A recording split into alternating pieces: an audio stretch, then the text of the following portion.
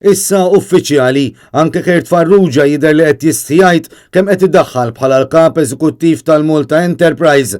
Qed jistħijajt li bil-kuntratt wara li telaq minn kap tal-komunikazzjoni tal-Prim Ministru se jkun qed jaqla sa 500 euro kuljum. U issa Farrugia qed iwieġeb biss billi jgħid li tat-Times qed iqarqu biċ-ċifri li ppubblikaw. Madankollu mistoqsi direttament minn Net News biex jgħid li ma' ċifra pubblikata dik tajba, jew jekk qed jipprova jgħid li l-ebda waħda ma hi tajba li ma hi il-paga vera tiegħu, Kert Farrugia staħa jgħid kemm qed idaħħal fil-but mill-pożizzjoni li ngħata fil-Malta Enterprise. Visibilment skomdu fil-waqt li jibqa' miexi lejn il-karozza baqa' qatt ma wieġeb kemm jaqla. Ma nistawx li mi ċifra tajba dawna li pubblikaw it-Times. L-ebda minnhom mi tajba. Qed ngħidlek b'mod ċar ara l-ewwel il-kuntratt. Spjegajnilu li diġà għamilna talba l-kuntratt tiegħu iżda għadna mingħajr tweġiba. U hawn ipprova jaħrab billi jindika li t-talba tagħna ma saritx skont il-liġi tal-libertà tal-informazzjoni. Batnilek email bil-liġi tal-libertà tal-istampa u batni xi mwieġba.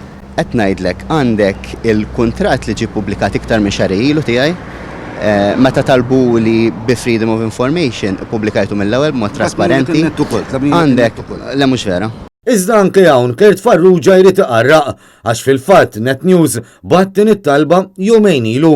Fl-ewwel email mibgħuta 2 filgħodu mill-kollega Kristina Majra tlabna kopja tal-kuntratt ta' Kert Farrugia. Aktar tard it-tnejn tlabna wkoll kopja tal-kuntratti li kienu ffirmaw żewġ predeċessuri ta' Farrugia, iżda anke din baqgħet mhux imwieġba. Għaldaqstant it-tlieta filgħodu irrepetejna t-talbiet tal-lejliet din id-darba skont il-liġi tal-libertà tal-informazzjoni. Kif għamlu ġurnalisti sħabek u tajtulhom mill-ewwel. Iżda mit-talba tagħna għaddew aktar minn jumejn u mill-ewwel li ntrabat biha Kert Farrugia issa ilha li għaddiet. Kert Farrugia u l-persuna li fl-oppożizzjoni kien il-kap tal-komunikazzjoni ta' Muscat bħala mexxej tal-Partit Laburista u allura fl-istess tim li koordina l-kampanja tal-Partit Laburista biex jgħajjar lill-Gvern Nazzjonalista bżieda fil-paga tal-membri tal-Kabinett. Dakinhar il-Partit Laburista kien jgħid li l-membri tal-Kabinett Nazzjonalista kienu ħadu 500 euro fil-ġimgħa.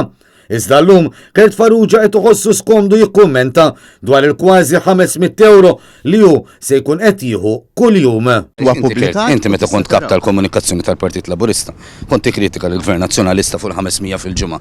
Issa fuq iċ-ċifri li nafu issa li ma tix tgħidilna aktar. Ħadd ma 500 kuljum Kert. Ma rridx inkun politiku naħseb il-500 li qed issemmi inti kulħadd jafa kienet fil-Parlament, kienet fi żmien daqsxejn differenti mill-tkabbir ekonomiku li għandna llum. Il-ħaddim ħajdu 350 kuljum fil-ġimgħa id-darba. Sa dan it-tant il-bot mill-kameras persuni qrib Kert Farrugia sfidaw lil Net News biex inxandru l-intervista kollha ma' Kert Farrugia.